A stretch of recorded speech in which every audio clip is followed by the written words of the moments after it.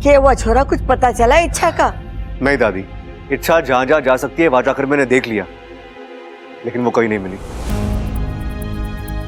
कहाँ गई होगी छोरी? 8 घंटे से गायब है। मम्मी, अब्बू, किधर था तू? इच्छा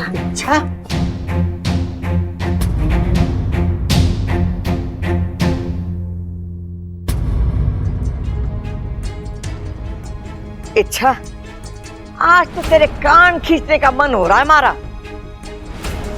यहाँ हम तेरी शादी रचाए बैठे और तू बिना बताए गायब हो गई। कहाँ गई थी? मैं बताता हूं।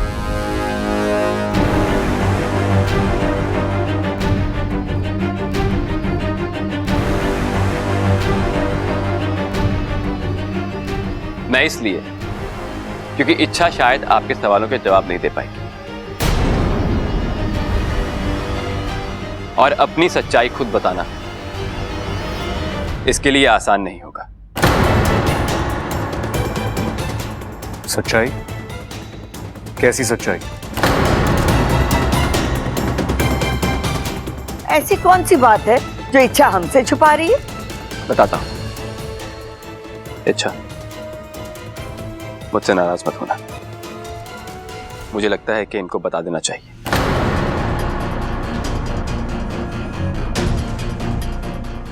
इनको धक्का लगेगा, लेकिन ये खुद को संभाल भी लेंगे।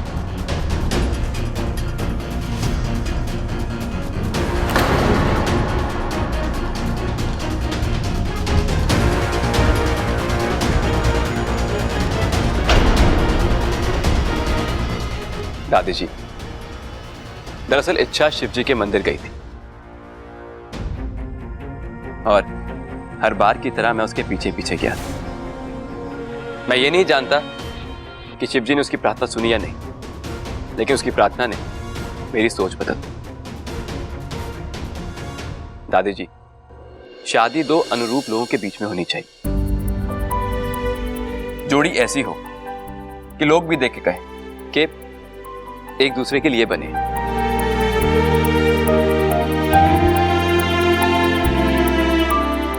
लेकिन मैं इच्छा के लिए नहीं बनाऊंगा।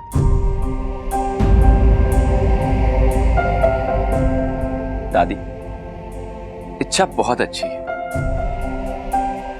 और मैं जितनी भी कोशिश कर लूं, मैं अच्छाई में उसकी बराबरी नहीं कर सकता। उसकी सोच अलग है, उसका स्वभाव अलग है। मैं चाहे लाख कोशिशें कर लूं, मैं इच्छा जैसा नहीं बन सकता। ऐसे में मेरा इससे शादी करना इच्छा के साथ अन्याय होगा ना। इच्छा की शादी ऐसे लड़के के साथ होनी चाहिए जो इच्छा जैसा हो, जिससे इच्छा प्यार करती हो।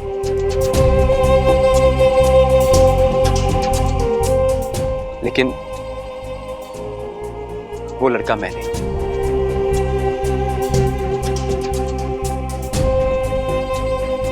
लेकिन इच्छा ने शादी के लिए तो हाँ कर दी थी ना।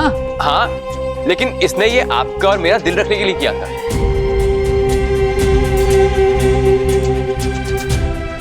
इसकी अच्छाई देखिए, यहां भी वो अपने बारे में नहीं सोच रही, हमारे बारे में सोच रही है, हमारी खुशियों के बारे में सोच रही है।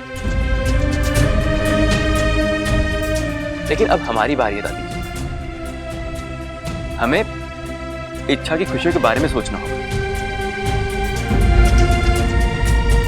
आप लोगों ने मुझे इस घर में जगह दी, मुझे प्यार दिया, उसके लिए बहुत बहुत धन्यवाद। छोरी, तुझे ये सब मंजूर है? जी दादी, मंजूर है।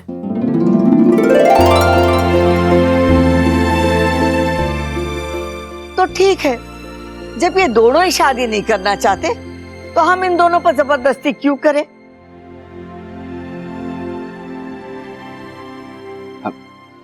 अच्छा, मैं चलता हूं।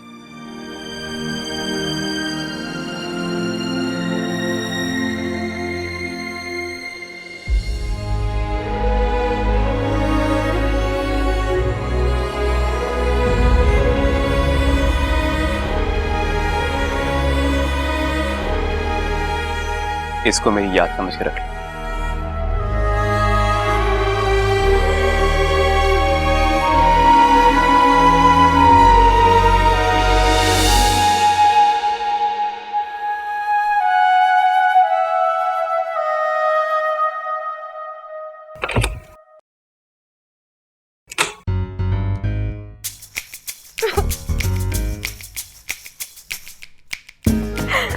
हे नागुमिदेव, मैं आपकी बहुत लाडली हूँ ना। मैं जानती हूँ मैं आपकी लाडली हूँ, तभी तो आप मेरी हर मुश्किल आसान कर देते हो। लेकिन एक शिकायत है मुझे आपसे, हर बार बात गले तक आ जाती है, फिर आप मेरी मदद करते हो। ऐसा क्यों? अगली बार थोड़ा सा जल्दी आ जाना, ठीक है? जी आइए।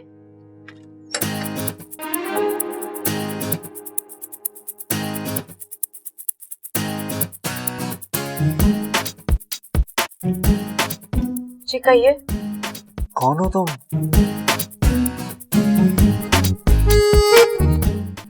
कौन हो तुम? कौन हूँ मतलब? कौन हो मतलब कौन हो? जादूगर हो? काउंसलर हो? या फिर तुम्हारे पास कोई चमत्कारी शक्ति है? बबल जी आप यार कल तक जो मयूरेश हाथ धोकर सॉरी ना धोकर तुम्हारे पीछे पड़ा था, तुमसे शादी करना चाहता था, आज उसने अचानक यू टर्न ले लिया। कैसे? तुमने ऐसा क्या कर दिया? अच्छा मयूरेश की बात शायद सुनी नहीं आपने, इसकी वजह वो खुद दे चुका है। जरूरी नहीं कि जो उसने बताया वही सच है।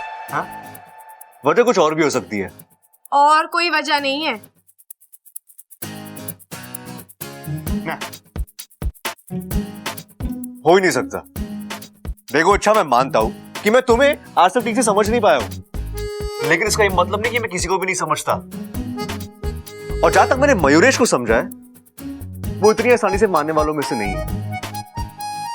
जरूर तुमने कोई ना कोई चक्कर चलाया। अच्छा देखो, सच बता दो, मैं जानता हूं तुम जितनी बोली बनती हो ना, उतनी बोली हो नहीं। आपको भरोसा करना है तो कीजिए, नहीं करना तो सच्चाई चाहे जो भी हो, लेकिन तुमने मयूरेश से पीछा छुड़ाकर अच्छा ही किया। अच्छा, मुझे यकीन हो गया कि तुम सिर्फ मेरे लिए बने हो,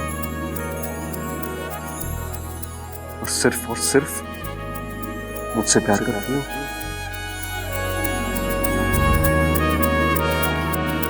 चलिए छोड़िए मेरा हाथ। वो तो मैं जिंदगी भर नहीं छोड़ने वाला। बबल जी छोड़िए, छोड़िए ना।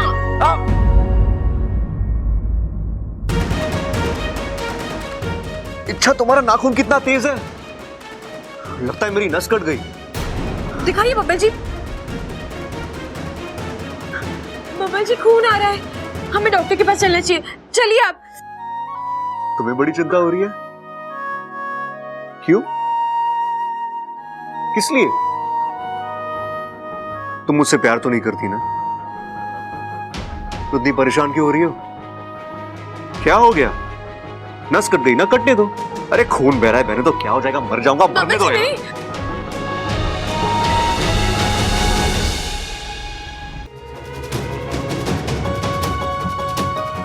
कमाल, दिल में कुछ और होठों पर कुछ और। तुम्हें कैसे कर लेती हो? अच्छा बबल जी ये सब छोड़िए, आप चलिए डॉक्टर के पास। कोई जरूरत नहीं है, इतना कमजोर है कि छोटी सी चोट से मर जाऊंगा। हल्दी लगाऊंगा और ये ठीक हो जाएगा। हाँ? और एक और बात, अगर तुम्हें मेरी इतनी ही चिंता, तो मेरे इस दर्द के बारे में नहीं, दिल के दर्द के बारे में सोचो।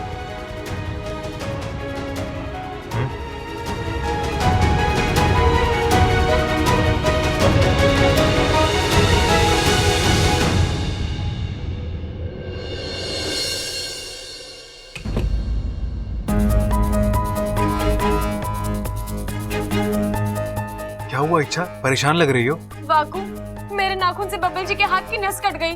क्या बात कर रही हो इच्छा? नाखून लगने का मतलब समझती हो?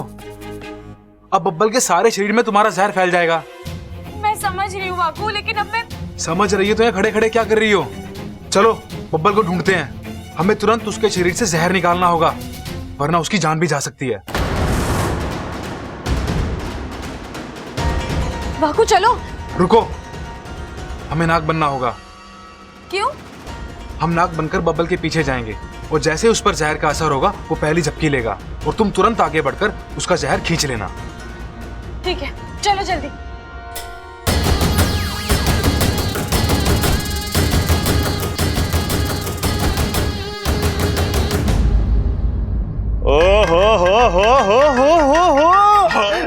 भाई चेहरा देखो बब्बल का, खिल के कमल हो गया है।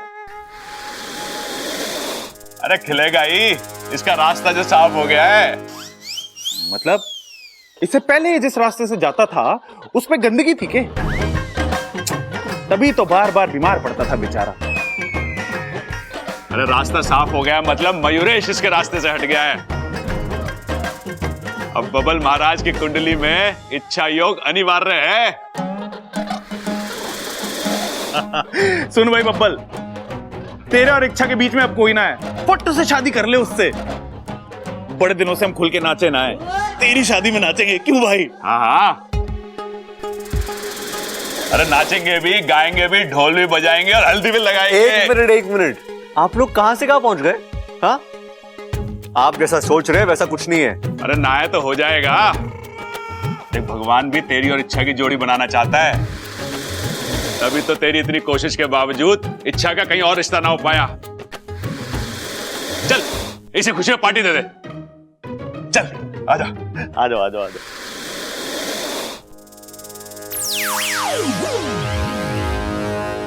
अब तक तो बब्बल जी पर जहर का असर शुरू हो जाना चाहिए था वाकू, लेकिन बब्बल जी तो एकदम स्वस्थ लग रहे हैं। मतलब उन पर जहर का असर हुआ ही नहीं है। ऐसा कैसे हो सकता है वाकू?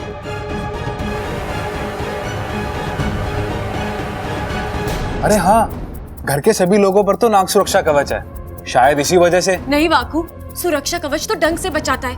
यहाँ जहर नस से होता हुआ सीधा शरीर में पहुंचा है। असर तो होना ही चाहिए। तब तो एक ही संभावना है। क्या? शायद अब तुम्हारे शरीर में जहर रहा ही नहीं है। वाकू क्या फालतू की बकवास कर रहा है? मेरा जहर वो कैसे खत्म हो सकता है?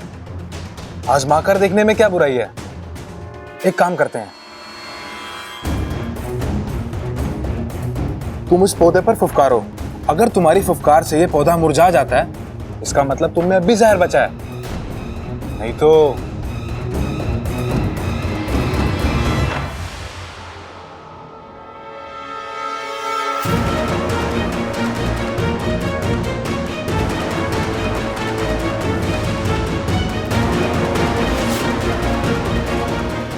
वाकू, इस पर तो कोई असर नहीं हो रहा।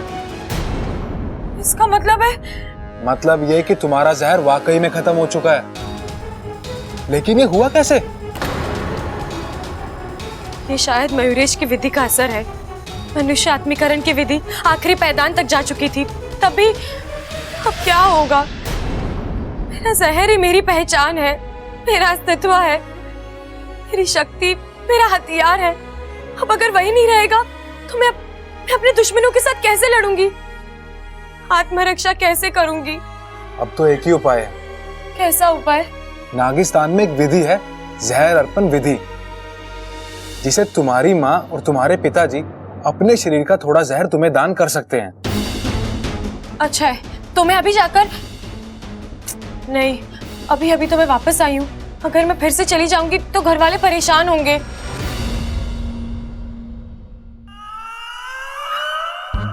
वाकू, क्या? नहीं, मैं दोबारा इच्छा नहीं बनूंगा। वाकू, आखिरी बार। इच्छा मुझसे नहीं होगा। मैं पिछले कुछ दिनों से बार बार इच्छा बन रहा हूँ। अब तो जज्बात भी लड़कियों वाले आने लगे हैं। हाँ, तो अच्छा है ना, हम दोनों एक दूसरे की बातें और अच्छे से समझेंगे। अरे मेरी शादी का क्या? लड़का हूँ, लड़कियों वाले जज्बातों के साथ कैसे? इच्छा, मैं ये मुश्किल और नहीं उठा सकता। मैं इच्छा नहीं बनूंगा, मतलब नहीं बनूंगा।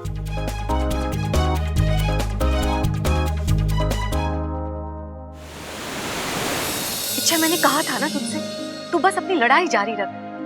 हार और जीत नागोमी देव के ऊपर छोड़ दे। देख, आज एक बार फिर तेरी अच्छाई की जीत हुई।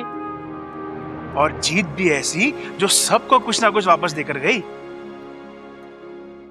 इच्छा, तेरी वजह से एक माँ बाप को अपना बेटा वापस मिला।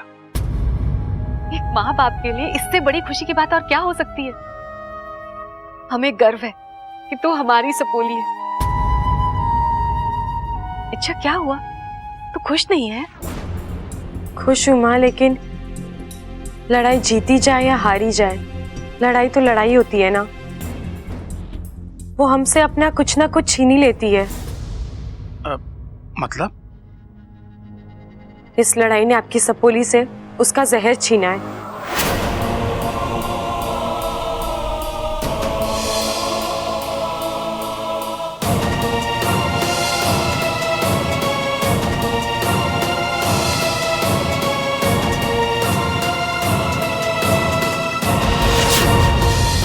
एक नागिन के लिए उसका जहर उतना ही मायने रखता है जितनी की उसकी सांस।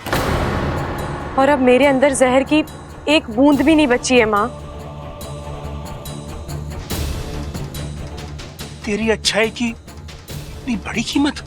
पिताजी, अब जो हुआ सो हुआ, इसके लिए रोने से कोई फायदा नहीं है। अब हमें जल्द से जल्द इसका उपाय करना है, इसलिए मैं यहाँ आई हूँ। माँ, बाकू बता रहा था नागिस्तान में कोई जहर अर्पण विधि है जिसके अंतर्गत आप दोनों अपने शरीर से मुझे कुछ जहर दान कर सकते हो। अगर हम ये विधि कर ले तो।